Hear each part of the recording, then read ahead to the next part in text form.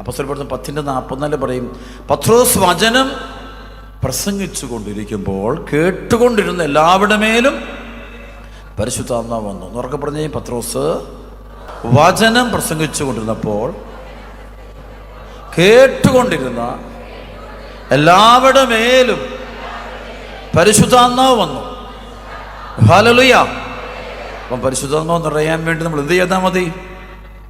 ദൈവവചനം കേട്ടുകൊണ്ടിരുന്നാൽ മതി. നമ്മുടെ മേൽ ആര് നിറയും? പരിശുദ്ധാത്മാവ് നിറയും. സർവ്വത്തിൽ പറഞ്ഞു ഹല്ലേലൂയ. അത് വചനം കേട്ടുകൊണ്ടിരുന്നാൽ മതി. നമ്മുടെ ചെവി തുറന്ന് കേൾക്കണം. അതാണ് എസെക്കിയേൽ 3:10 പറയും, നീ ചെവി തുറന്ന് വചനം കേൾക്കുകയും ആ വചനം ഹൃദയത്തിൽ സൂക്ഷിക്കുകയും ചെയ്യാം. Praise the Lord. ആ വചനം കേട്ടുകൊണ്ടിരുന്നാൽ മതി, നമുക്ക് പരിശുദ്ധാത്മാവിനെ കിട്ടും. സർവ്വത്തിൽ പറഞ്ഞു ഹല്ലേലൂയ, ഹല്ലേലൂയ. പരിശുദ്ധാത്മാവിനെ കിട്ടുകയും എന്ത് സംഭവിക്കും? അപ്പോസ്തലപ്രവൃത്തി 1:8 പരിശുദ്ധാത്മാവ് വന്നു കഴിയുമ്പോൾ നിങ്ങൾ ഭയങ്കര ശക്തി കിട്ടും. സർവ്വത്തിൽ പറഞ്ഞു ഹല്ലേലൂയ. പഴയ നിയമത്തിൽ നമുക്കറിയാം, ദാവീദിൻ്റെ മേൽ പരിശുദ്ധാത്മാവ് വന്നു കഴിഞ്ഞപ്പോൾ, അല്ലെങ്കിൽ സാമുവേൽ പ്രവാചകൻ ദാവീദിനെ പരിശുദ്ധാത്മാവ് കൊണ്ട് അഭിഷേകം ചെയ്ത് കഴിഞ്ഞപ്പോൾ ഭയങ്കര ശക്തനായിട്ട് അവൻ മാറി. സർവ്വത്തിൽ പറഞ്ഞു ഹല്ലേലൂയ. അതിനുശേഷം ഗോലിയാത്ത് എന്ന് പറയുന്ന വലിയൊരു തിന്മയെ അവൻ ഇല്ലായ്മ ചെയ്യുന്ന കാണാൻ പറ്റും. ആ തിന്മയെ ഇല്ലായ്മ ചെയ്യുന്നത് അവന് പ്രവർത്തിക്കുന്ന ആരുടെ ശക്തി കൊണ്ടാണ്? പരിശുദ്ധാത്മാവിന്റെ. Hallelujah, hallelujah. ഈ കൂട്ടായ്മയുള്ള നമ്മളെല്ലാവരും ദാവീദിന് കിട്ടിയ പോലത്തെ അഭിഷേകം കൊണ്ട് നിറയും, പരിശുദ്ധാത്മാവ് കൊണ്ട് നിറഞ്ഞു കഴിയുമ്പോഴാണ് നമ്മൾ പോകുന്ന വഴിയുന്ന തിന്മയുടെ ശക്തികൾ ഓടി മാറിക്കൊള്ളും. കൈയടിച്ച് കർത്താവ് നന്ദി പറഞ്ഞു, ഉച്ചത്തെ പറഞ്ഞു. ഹല്ലേലൂയ. പരിശുദ്ധാത്മാവ് നിറയുമ്പോഴാണ് നമ്മുടെ മുന്നിൽ പിന്നെ തിന്മയുടെ ശക്തി നിൽക്കില്ല. ഒരു തിന്മയുടെ ശക്തി നിൽക്കില്ല, അടുത്തുപോലും നിൽക്കില്ല. സർവ്വത്തിൽ ഹല്ലേലൂയ. അതാണ് അപ്പോസ്തലപ്രവൃത്തി 5-ാം അധ്യായത്തിൻ്റെ 12, 13, 14, 15 വചനം വായിക്കുമ്പോൾ, പത്രോസ് ശ്ലീഹ നടന്നു പോകുമ്പോൾ, പത്രോസ് അപ്പോസ്തലൻ നടന്നു പോകുമ്പോൾ പത്രോസ് ശ്ലീഹയുടെ നിഴലടിക്കുമ്പോൾ തന്നെ രോഗികൾ സുഖം പ്രാപിച്ചിരുന്നു. സർവ്വത്തിൽ ഹല്ലേലൂയ. പിശാചുകളൊക്കെ വിട്ടു. കാരണം പത്രോസ് ശ്ലീഹയിൽ ആര് നിറഞ്ഞിട്ടുണ്ട്? പറഞ്ഞ് പരിശുദ്ധാത്മാവ് നിറഞ്ഞിട്ടുണ്ട്. സർവ്വത്തിൽ പറഞ്ഞു ഹല്ലേലൂയ. അപ്പോൾ പരിശുദ്ധാത്മാവ് നമ്മൾ നിറഞ്ഞു നിൽക്കുമ്പോൾ നമ്മൾ മുന്നിൽ പോകുന്ന വഴികളിൽ നിന്ന് എല്ലാ തിന്മയുടെ അരൂപികളും നമ്മൾ വിട്ടുപോകുന്നു കാണാൻ പറ്റും. കൈയടിച്ച് കർത്താവ് നന്ദി പറഞ്ഞു ഹല്ലേലൂയ. നന്നായിട്ട് കടിച്ച് ഉച്ചത്തിൽ ഹല്ലേലൂയ. പഴയ നിയമത്തിൽ ദാവീദിന്റെ സമയത്ത്, അതായത് ഇസ്രായേലിനെ ഗോലിയാത്ത് എന്ന് പറയുന്ന ഫിലിസ്ത്യരുടെ മല്ലൻ വന്നിട്ട് ഇങ്ങനെ നിൽക്കുമ്പോൾ ഇസ്രായേൽക്കാരെല്ലാം ഭയം നിൽക്കുന്നു. പടത്തലവന്മാരും വലിയ കഴിവുള്ളവരും ബുദ്ധിജീവികളും ഒക്കെ അവിടെയുണ്ട്. നല്ല ട്രെയിൻഡ് ആയിട്ടുള്ള ആൾക്കാരുണ്ട്. അവിടെ ഭയങ്കര മിടുമിടുക്കന്മാരുണ്ട്, വർഷങ്ങളായി യുദ്ധം ചെയ്യുന്നവരും യുദ്ധത്തിൽ. പക്ഷെ ഇവരെല്ലാം ഭയന്ന് നിൽക്കുകയാണ്. കാരണം ഇവനെ കാണും, ഇവനെ തിന്മയുടെ മുമ്പിൽ ഇവരുടെ ബുദ്ധിയും കഴിവും അറിവും ഒക്കെ നോക്കിയിട്ട് ഒന്നും ഇവനെ തോൽപ്പിക്കാൻ പറ്റുന്നില്ല. ഇവരെ അറിവ് കൊണ്ടൊന്നും പറ്റുന്നില്ല. ഇവിടെ നല്ല പ്രാഗൽഭ്യമുള്ളവർ, ട്രെയിൻഡ് ആയിട്ടുള്ള നല്ല ആർമിയാണ് അവർ. പക്ഷേ അവരെത്ര നോക്കിയിട്ടും ഈ ഫിലിസ്ത്യൻ എന്ന് പറയുന്ന വലിയൊരു മല്ലനെ ഇല്ലായ്മ ചെയ്യാൻ പറ്റുന്നില്ല. സർവ്വത്തിൽ ഹല്ലേലൂയ. അപ്പോഴാണ് ഒരു ബാലനായൊരുവൻ മുന്നോട്ട് വരികയാണ്. ബാലനായ ആരാണ്? അവൻ്റെ പേരെന്താ? ദാവീദ്. സർവ്വത്തിൽ ഹല്ലേലൂയ. ബാലനാവൻ ചെറുപ്രായം. അവൻ വന്നിട്ട് അവൻ്റെ സൗലിനോട് പറയുന്നു, അവൻ്റെ സഹോദരർക്ക് ഭക്ഷണം കൊടുക്കാൻ വന്നു. യുദ്ധം ചെയ്യുന്നവർക്ക് ഭക്ഷണം കൊടുക്കാൻ വേണ്ടി വന്നു. അവൻ പറഞ്ഞു, ഈ മല്ലനെതിരെ ഞാൻ യുദ്ധം ചെയ്യാം. സർവ്വത്തിൽ പറഞ്ഞു ഹല്ലേലൂയ. കാരണം അവൻ്റെ മേൽ ആരുണ്ട്? പരിശുദ്ധാത്മാവുണ്ട്.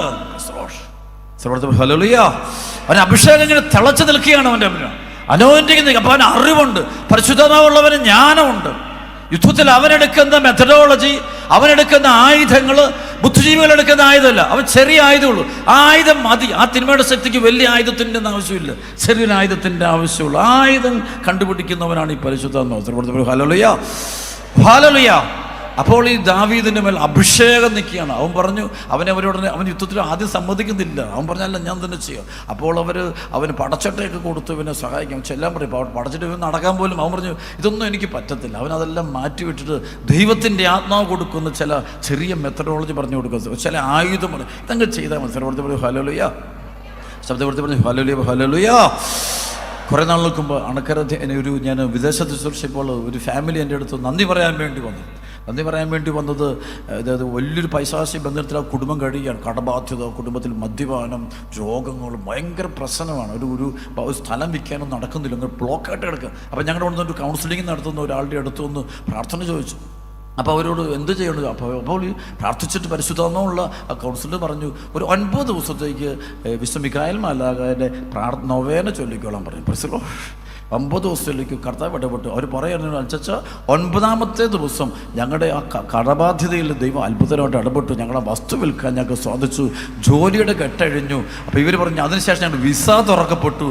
എന്ത് ഭയങ്കര അത്ഭുതം നടന്നു. കാരണം ചെറിയ മെത്തഡോളജി. മറ്റുള്ളവർ വലിയ വലിയ ആയുധങ്ങളായിട്ടാണ് പ്രശ്നം പരിഹരിക്കാൻ വേണ്ടി പോകുമ്പോൾ, കുടുവാളായിട്ട് പോകുമ്പോൾ ഇതൊന്നും വേറില്ല. വേറെ വഴിയുണ്ട്, ചെറിയൊരു വഴി, കുഞ്ഞൊരു ഈ വഴിയാണ്.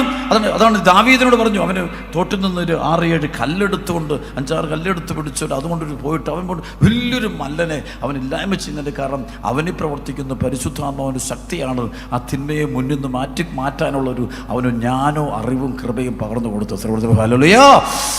നിങ്ങളുടെ കുടുംബത്തിൽ നിങ്ങളുടെ മക്കൾക്ക് നിങ്ങൾ ചില പൈശാചിക ബന്ധനം ഉണ്ടെങ്കിൽ, നിങ്ങളിൽ തന്നെ ചില പൈശാചിക ബന്ധനം ഉണ്ടെങ്കിൽ അത് എടുത്തു മാറ്റാനായിട്ടുള്ളൊരു മാർഗ്ഗമുണ്ട്. ആ മാർഗ്ഗം ലോകത്തിൽ ആരോട് ചോദിച്ചാലും കിട്ടത്തില്ല. ബുദ്ധിജീവികളോട്, അറിവുള്ളവരോ, സൈക്കോളജിസ്റ്റിനോടോ, ഡോക്ടർമാരോടോ, എഞ്ചിനീയേഴ്സിനോ ഒന്നും ചോദിച്ചാൽ കിട്ടത്തില്ല. അത് കിട്ടണമെങ്കിൽ പരിശുദ്ധാത്മാവുള്ളൊരു വ്യക്തിയോട് ചോദിച്ചാൽ മതി. പെട്ടെന്ന് പറയും ഇന്നത് ചെയ്താൽ മതി, ആ പ്രശ്നം പെട്ടെന്ന് പരിഹരിക്കപ്പെടുന്നു. കൈയടിച്ച് കർത്താവ് നന്ദി പറഞ്ഞു. ഹല്ലേലൂയ.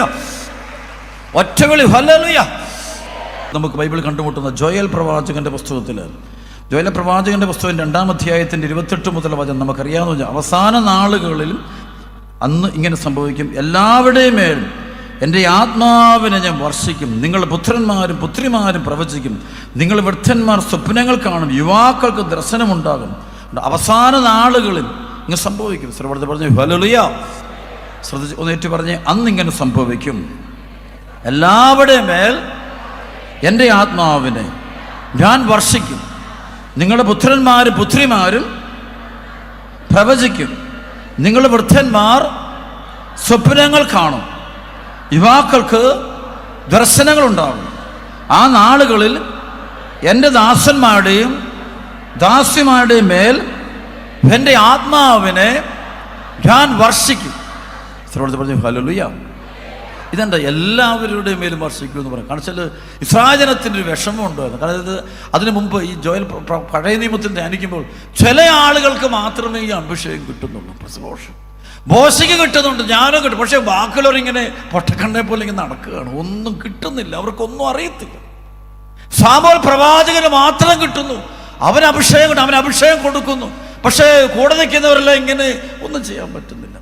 ദാവീദിന്റെ കുടുംബം, അല്ലെങ്കിൽ ജസ എന്ന് പറയുന്നതാണ്. ദാവീദിന്റെ അപ്പൻ്റെ പേര് ജസയാണ്. 7 മക്കളൊക്കെ ഉണ്ട്, ഇവന് 8ാമത്തെ. അപ്പോൾ ഇത്രയും മക്കളുള്ള വലിയ കുടുംബം. പക്ഷെ അവിടെ ദാവീദിന് മാത്രം കിട്ടുന്നു, വേറെ ആർക്കും ഇത് കിട്ടുന്നില്ല. അപ്പോൾ ജനത്തിനും അതുപോലെ സോളമന് കിട്ടുന്നു. അപ്പോൾ ചില രാജാക്കന്മാരുടെ കുടുംബങ്ങളിൽ മാത്രമേ ഈ പരിശുദ്ധ അഭിഷേകം കിട്ടുന്നുള്ളൂ, വേറെ ആർക്കും കിട്ടുന്നില്ല. ചില പ്രവാചകന്മാർക്ക് മാത്രം ഇത് വെളിപ്പെട്ട് കിട്ടുന്നു.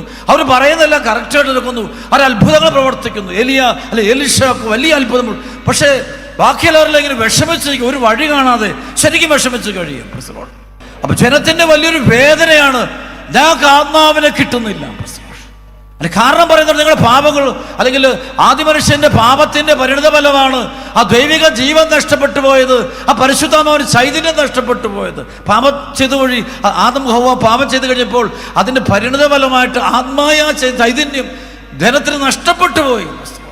അപ്പോൾ അവർക്കൊന്നും കാണാൻ പറ്റുന്നില്ല, അറിയാൻ പറ്റുന്നില്ല, ഒരു കിട്ടുന്നില്ല, ഒരു തീരുമാനമെല്ലാം തെറ്റിപ്പോയി. ഒരുപാട് അധ്വാനിക്കുന്നു, പക്ഷെ അവസാനം വരുമ്പോൾ എല്ലാം പ്രശ്നം. യുദ്ധങ്ങൾ ചെയ്തതിലെല്ലാം തകർച്ചയാണ്, സാമ്പത്തികമായിട്ടും മാനസികമായിട്ടും. ഒന്നും അപ്പോൾ അവർ ഈ പ്രവാചകന്മാരെ കല്ലെറിയാൻ തന്നെ കാരണം അവർ പ്രവചിക്കുന്നത് നടക്കുന്നു. അവർക്ക് മാത്രമേ ഇതുള്ളൂ, അതുകൊണ്ടാണ് അവരെ കല്ലെറിയത്. ഇവർക്ക് കിട്ടുന്നില്ല, ഇവർക്ക് അനോന്യം കിട്ടാത്തതുകൊണ്ട് അവർ കല്ലെറിയുന്നു. കാരണം അവർ നോക്കുമ്പോൾ അവർ പ്രാർത്ഥിക്കുന്നുണ്ട്, 7 നേരം പ്രാർത്ഥന നടത്തുന്നുണ്ട്, ജെറുസലേം ദേവാലയം കേന്ദ്രീകൃതമായ ജീവിതമൊക്കെ നയിക്കുന്നുണ്ട്, അവരെല്ലാം ചെയ്യുന്നുണ്ട്, വചനമൊക്കെ അനുസരിക്കുന്നുണ്ട്. പക്ഷേ അവർക്കിത് കിട്ടുന്നില്ല. അതാണ് അവരുടെ വേദന. വലിയൊരു വേദന അനുഭവിക്കുന്നൊരു പഴയ നിയമ ജനതയുണ്ട്. ആ ജനതയുടെ നേരെ നോക്കിയിട്ടാണ് ജോയൽ പ്രവാചകൻ പറഞ്ഞത്, ദൈവമായ കർത്താവ് അരുളി ചെയ്യുന്നു, അവസാന നാളുകളിൽ ഞാൻ എൻ്റെ ആത്മാവിനെ എല്ലാവരുടെ മേലും വർഷിക്കുന്നൊരു സമയം വരിക. കൈയടിച്ച് കർത്താവ് നന്ദി പറഞ്ഞ കാലല്ലോ. ഒരാളെ മാത്രമല്ല, എല്ലാവരെയും അഭിഷേകം ചെയ്യാൻ പോവാ. അപ്പൊ അവർ ഏതാണ് ഈ അവസാന നാളുകൾ, ഏതാണ് ടൈം, എൻഡ് ടൈംസ് എന്ന് പറയുന്നത്, ഈ അവസാനം എന്ന് പറയുന്നത് എന്തിൻ്റെ അവസാനം, ആരുടെ അവസാനം എന്ന് അവർക്ക് അറിയത്തില്ല. പക്ഷേ പ്രവാചകൻ, ഇത്തരം ദൈവത്തിൻ്റെ പ്രവാചകനായ ജോയൽ പ്രവാചകൻ അവസാന നാളുകളിൽ ദൈവം തൻ്റെ ആത്മാവിനെ എല്ലാവരുടെ മേലും വർഷിക്കുന്നൊരു ദിവസമുണ്ട്. സർവ്വത്തെ പറഞ്ഞു ഹല്ലേലൂയ. അതേ സാമുവേൽ പ്രവാചകൻ ദാവീദിനെ അഭിഷേകം ചെയ്തതുപോലെ, അല്ല മോശ ജോഷുവയെ അഭിഷേകം ചെയ്യുന്നത് പോലെ ദൈവത്തിൻ്റെ ആത്മാവ് ഒരു അഭിഷേകം അനേകരെ ലോകം മുഴുവനെ പരിശുദ്ധാത്മാവ് എല്ലാവരുടെ മേലും വർഷിക്കപ്പെടുന്ന ഒരു ദിനമുണ്ടാകുമെന്ന് പറയാം. ഒന്ന് കൈയെടുത്ത് കടത്താൻ നന്ദി പറഞ്ഞോ. ഹല്ലേലൂയ. ഒറ്റ വിളി വിളിച്ച് ഉറക്കെ പറഞ്ഞോ ഹല്ലേലൂയ ഹല്ലേലൂയ. അന്ന് കാത്തിരിക്കുക, എല്ലാവരും കാത്തിരിക്കുന്ന ആ ഒരു പരിശുദ്ധാത്മാവിനെ കിട്ടും. ഈ പരിശുദ്ധാത്മാവിനെ കിട്ടുമ്പോഴാണ് ദൈവത്തെക്കുറിച്ച് അറിയാൻ പറ്റുക. ഈ പരിശുദ്ധാത്മ നിറയുമ്പോഴാണ് സ്വർഗമെന്ന സത്യത്തെക്കുറിച്ച് അറിയാൻ പറ്റുക. ഈ പരിശുദ്ധാത്മ നിറയുമ്പോഴാണ് ദൈവത്തിൻ്റെ സ്വഭാവം ശ്രേഷ്ഠമാണെന്ന് അറിയാൻ പറ്റുക. ഈ പരിശുദ്ധാത്മ നിറയുമ്പോഴാണ് സത്യം മനസ്സിലാക്കാൻ പറ്റുക. ഈ പരിശുദ്ധാത്മാവിനെ കിട്ടുമ്പോഴാണ് തിന്മയുടെ ശക്തികൾ തോൽപ്പിക്കാൻ പറ്റുക. അതുവരെ ഇവിടെ തിന്മയുടെ ശക്തി തോൽപ്പിച്ചുകൊണ്ടിരിക്കുക. ഇസ്രായേൽ ജനത്തെ തിന്മയുടെ ശക്തി പല രീതിയിൽ ഇവർ പീഡിപ്പിക്കുന്നുണ്ട്, ഉപദ്രവിക്കുന്നുണ്ട്, നശിപ്പിക്കുന്നുണ്ട്, എല്ലാം തീർക്കണം. ഇവർക്ക് തിരിച്ചടിക്കാൻ പറ്റുന്നില്ല, തിരിച്ചടിച്ചിട്ട് നിൽക്കുന്നില്ല. അത് വീണ്ടും വീണ്ടും ഇവരെ വന്ന് പീഡിപ്പിക്കുന്ന ഒരു വലിയ സംഭവമാണ് കണ്ടുമുട്ടുന്നത്. സർവ്വ ഹല്ലേലൂയ. ആ നാളുകളാണ് ഈ ജോയല പ്രവാചകരോട് ദൈവം ഈ വലിയൊരു പ്രവചനം നടത്തുക, വലിയൊരു വചനം കൊടുക്കുക, ജനത്തിൻ്റെ വചനം കൊടുക്കുക. സർവ്വ ഹല്ലേലൂയ. എന്നിട്ട് പറഞ്ഞ് അന്നിങ്ങനെ സംഭവിക്കും. വലതുരം എടുത്ത് ഉറക്കെ പറഞ്ഞ് അന്നിങ്ങനെ സംഭവിക്കും. എൻ്റെ ആത്മാവിനെ എല്ലാ മനുഷ്യരുടെയും മേൽ ഞാൻ വർഷിക്കും. നിങ്ങളുടെ പുത്രന്മാരും പുത്രിമാരും പ്രവചിക്കും. നിങ്ങളുടെ വൃദ്ധന്മാർ സ്വപ്നങ്ങൾ കാണും. യുവാക്കൾക്ക് ദർശനങ്ങളുണ്ടാകും. ആ നാളുകളിൽ എൻ്റെ ദാസന്മാരുടെയും ദാസികളുടെ മേൽ എൻ്റെ ആത്മാവിനെ ഞാൻ വർഷിക്കും. രണ്ട് കരം എഴുത്തി ഒറ്റ വലിയ ഹല്ലേലൂയ ഹല്ലേലൂയ. നമുക്കറിയാം ഈ അവസാന നാളുകളിൽ നമ്മുടെ സംഭവം നടക്കുന്നത് നമ്മുടെ കർത്താവിൻ്റെ കുരിശുമരണത്തിന് ശേഷമാണ്. കുരിശുമരണത്തിന് ശേഷം എന്തുകൊണ്ടാണ് കുരിശുമരണത്തിന് ശേഷം ഈ പെന്തക്കോസ്ത ഉണ്ടാകുന്നതിൻ്റെ കാരണം? അതിന് മുമ്പ് പെന്തക്കോസ്ത ഉണ്ടാകാതെ കുരിശുമരണം ഈശോയുടെ കാൽവരി ബലിക്ക് ശേഷം, ഈശോയുടെ പീഡാസകനം കുരിശുമരണത്തിന് ശേഷം ഉയർപ്പിന് ശേഷമാണ് ഈ പരിശുദ്ധാത്മാവിൻ്റെ പ്രവർത്തനം ഉണ്ടാകുന്നത്. ഇങ്ങനൊരു ഈ പെന്തക്കോസ്ത അനുഭവം ഉണ്ട്. എല്ലാവരുടെ മേലും ഈ ആത്മാവിനെ വർഷിക്കുന്ന സംഭവം. എന്തുകൊണ്ടാണ് അതിൻ്റെ കാരണം? ശ്രമത്തിൽ പറഞ്ഞു ഹല്ലേലൂയ. കാരണം വെച്ച് മറ്റൊന്നുമല്ല, പഴയ നിയമത്തിൽ ഈ പരിശുദ്ധാത്മാഭിഷേകം അവർ കിട്ടാത്തതിന് അത് പാപമാണ്. അവരിൽ കുടിയിരിക്കുന്ന പാപത്തിൻ്റെ വേദന മരണമാണ്. റോമലേഖനം 6:20-21-22 പാപത്തിന്റെ വേദന മരണം. ഉൽപ്പത്തി പുസ്തകം 3:1-7 വരെ വചനത്തിൽ കാണാൻ പറ്റും. ആദ്യ മനുഷ്യൻ പാപം ചെയ്ത് കഴിഞ്ഞപ്പോൾ അവന് ദൈവിക ജീവൻ നഷ്ടപ്പെട്ടു പോവുകയാണ്. അവന് അനോയിന്റിങ് നഷ്ടപ്പെട്ടു. ദൈവത്തെ കാണാനുള്ള കണ്ണടഞ്ഞു പോകും, അന്ധരായിട്ട് പോവുക. അപ്പൊ അനോയിന്റിങ് പോയി, അഭിഷേകം പോയി. അപ്പോൾ ദൈവത്തെ കാണാൻ പാപത്തിന്റെ വേണം. അപ്പോൾ മനുഷ്യന് വീണ്ടും പരിശുദ്ധമായി കിട്ടണമെങ്കിൽ അവൻ ചെയ്തു പോയിട്ടുള്ള പാപത്തിന് ആരെങ്കിലും ഒരു പരിഹാരം ചെയ്യണം. മനുഷ്യന്റെ പാപത്തിന് പരിഹാരം നടക്കണം. പരിഹാരം നടന്നാൽ മാത്രമേ ഈ അഭിഷേകം നടക്കുകയുള്ളൂ. ലോകത്തിൻ്റെ മേലെ ഇപ്പം അഭിഷേകം വർഷിക്കപ്പെടുകയുള്ളൂ. അല്ലെങ്കിൽ ഒരിക്കലും അഭിഷേകം വരത്തില്ല. അവിടെ അതിന് മുമ്പ് ബന്ധകസ്ഥ നടക്കാതെ ഈശോയുടെ പീഡാസകനം കുരിശുമരണത്തിന് ശേഷം ഈ പരിശുദ്ധം വരാൻ കാരണം മനുഷ്യകുലത്തിൻ്റെ പാപം നിൽക്കുന്നതുകൊണ്ട് അവനിലേക്ക് പരിശുദ്ധാത്മാവിന് വരാനായിട്ട് പറ്റുന്നില്ല. ഈ അഭിഷേകം കൊടുക്കാൻ പറ്റുന്നില്ല. ദൈവ ജീവന്റെ പ്രവർത്തനം നടക്കുന്നില്ല. ശ്രമത്തിൽ പറഞ്ഞു ഹല്ലേലൂയ ഹല്ലേലൂയ. അപ്പോൾ അതാണ് ദൈവം നമ്മെ വീണ്ടെടുക്കാൻ വേണ്ടി, അതാണ് ദൈവത്തിൻ്റെ അനന്ത സ്നേഹമാണ് ശരിക്കും പരിശുദ്ധാത്മാവിനെ തരുമെന്ന് പറയും. അതുകൊണ്ടാണല്ലോ യോഹന്നാൻ 3:16 പറയും, അവന് വിശ്വസിക്കുന്ന ഒരുവനും നശിച്ചു പോകാതെ നിത്യജീവൻ കണ്ടെത്തേണ്ടതിന് തൻ്റെ ഏകജാതനെ നൽകുവാൻ തക്കവണ്ണം ദൈവം ലോകത്തെ അത്രമാത്രം സ്നേഹിച്ചു. നമുക്കറിയാം, ഈശോ ഭൂമിയിലേക്ക് വരുന്നു, മനുഷ്യനായിട്ട് അവതരിക്കുന്നു. ദൈവവചനമായ ഈശോ പരിശുദ്ധ അമ്മയിലൂടെ, കന്യകയായ പരിശുദ്ധ അമ്മയിലൂടെ ഈശോ ജനിക്കുന്ന കാണാൻ പറ്റും. ഈശോ വരിക, പാപമില്ലാത്തവനോട് ചോദിക്കുക. അപ്പോൾ ലോകത്തിൻ്റെ പാപമൊന്നും ഏൽക്കാത്ത ദൈവത്തിൻ്റെ കുഞ്ഞാടായിട്ട് ഈശോ വരിക, പാപപരിഹാര ബലി അർപ്പിക്കാൻ വരികയാണ്. അങ്ങനെ ഈശോ കാൽവരി കുരിശിൽ മനുഷ്യവംശം ചെയ്തിട്ടുള്ള മുഴുവൻ പാപങ്ങൾക്കും, ഈ ഭൂമിയിലുള്ള സകല മനുഷ്യരും ചെയ്ത എല്ലാ പാപങ്ങൾക്കും പരിഹാരമായിട്ട് അവൻ കുരിശിൽ രക്തം ചിന്തി മരിക്കുക. പാപപരിഹാര ബലിയർപ്പിക്കുക, സ്വയം ബലിയർപ്പിക്കുന്ന കർത്താവ്. ശ്രമത്തിൽ പറഞ്ഞു ഹല്ലേലൂയ. കാരണം ഈശോയുടെ പീഡാസകനത്തെ കുറിച്ച് ചിന്തിക്കുമ്പോൾ ആരെങ്കിലും ഓടിച്ച് പിടിച്ച് ഈശോനെ കുറിച്ച് തെറച്ച് ഒന്നും അല്ലത്. ഈശോ നേരിട്ട ബലിയർപ്പെടുത്തോട് കയറി ചെല്ലുകയാണ്. ഈശോ അവിടെ ആമേൻ പിതാവിൻ്റെ ഇഷ്ടത്തിന് വിട്ടുകൊടുത്തുകൊണ്ട് ആ ബലിയർപ്പിക്കാൻ ഈശോ പോകും. മനുഷ്യകുലത്തിൻ്റെ എല്ലാവരുടെയും പാപത്തിന് പരിഹാര ബലിയാണ് ഈശോ കാൽവരി കുരിശിൽ അർപ്പിക്കുന്നത്. ഹല്ലേലൂയ.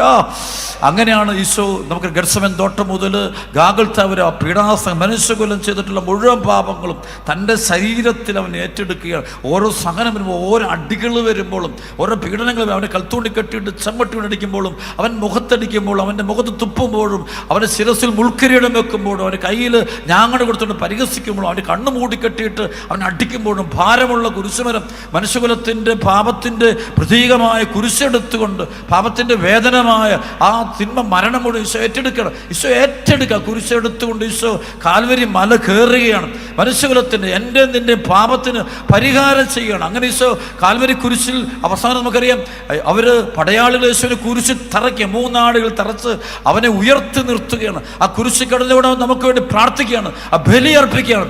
നമ്മുടെ പാപത്തിന് പരിഹാരം, എൻ്റെ നിൻ്റെ എല്ലാം പാപത്തിന്, നമ്മുടെയും ഭൂമിയിൽ ജനിച്ചിട്ടുള്ളവരുടെയും ജനിക്കാൻ പോകുന്ന, ലോകത്തിൻ്റെ അവസാനം വരെ ജനിക്കാൻ പോകുന്ന മുഴുവൻ മനുഷ്യരുടെയും പാപത്തിന് പരിഹാരമാണ് ഈശോ കാൽവരി കുരിശിൽ ചെയ്തത്.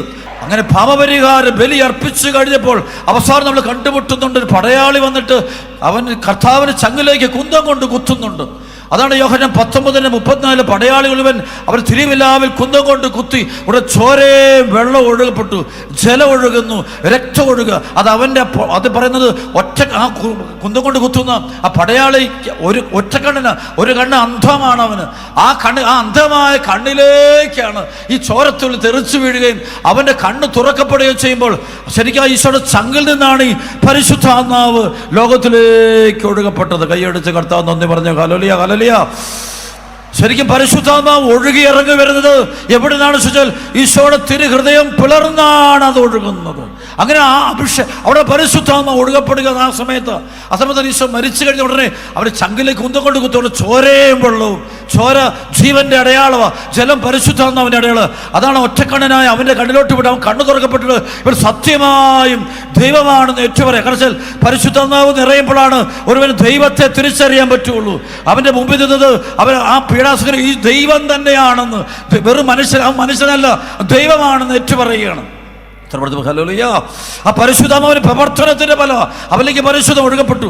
ആ സമയത്താണ് ബൈബിൾ കണ്ടുമുട്ടുന്നുണ്ട്, അത് കല്ലറകളിൽ കടന്നവർ ഉയർത്തെഴുന്നേൽക്കുന്നതായിട്ട് കാണാൻ പറ്റും. പാറ പിളരുന്നു, പ്രേതാലയങ്ങൾ തുറക്കപ്പെട്ടു, മരിച്ചവർ ഉയർത്തെഴുന്നേൽക്കുന്നു, അവർ അനേകർക്ക് പ്രത്യക്ഷപ്പെടുന്നു, പ്രകൃതി ചലനങ്ങൾ വരുന്നു. കാരണം ആ സമയത്ത് അതാണ് അവസാനമാകുന്നത്.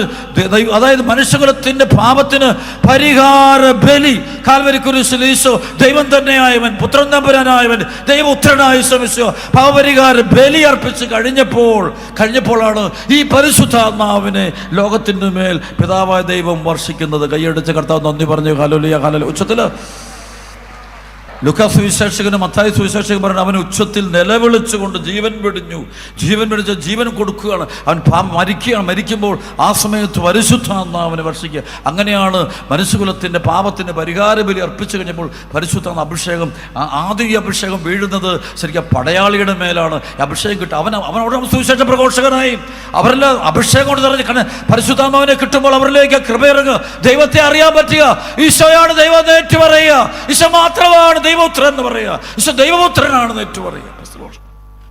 Hallelujah, hallelujah. ശരിക്കും ഈശോ പാടുപീഡകളിട്ട് കുരിശും മരിച്ചത് നമ്മെ വീണ്ടെടുക്കാനാണെന്ന് പറയുമ്പോൾ നമ്മിലേക്ക് പരിശുദ്ധാത്മാവിനെ തരിക, ഉയർപ്പിൻ്റെ ആത്മാവിനെ തരിക. പാപമൂലം മരിച്ചു കിടക്കുന്ന നമുക്ക് ജീവൻ നൽകുന്ന ഈശോ. അതുകൊണ്ട് ദൈവ സ്നേഹമാണ്, ദൈവത്തിൻ്റെ ആത്മാവ് ഒഴുകുക. ആ ഒഴുക്ക് നിലച്ചിട്ടില്ല, ലോകാവസാനം വരെയും ആ അഭിഷേകം നിലനിൽക്കുന്നു. ഈ പ്രപഞ്ചത്തിൽ ആത്മാവ് നിലനിൽക്കുകയാണ്, ഈശോയുടെ ആത്മാവ് നിറഞ്ഞെടുക്കുക. ഈ അഭിഷേകം നിങ്ങളിലേക്ക് ഒഴുകാൻ നമ്മൾ പ്രാർത്ഥിക്കണം. അതാ ഈ അനോയിന്റിങ് കിട്ടണം. ആ ആത്മാവ് നമ്മൾ നിറയുമ്പോഴാണ് നമ്മൾ ഈശോയ്ക്ക് സാക്ഷികളായിട്ട് മാറുന്ന. കൈയെടുത്ത് കർത്താവ് നന്ദി പറഞ്ഞ ഹല്ലേലൂയ.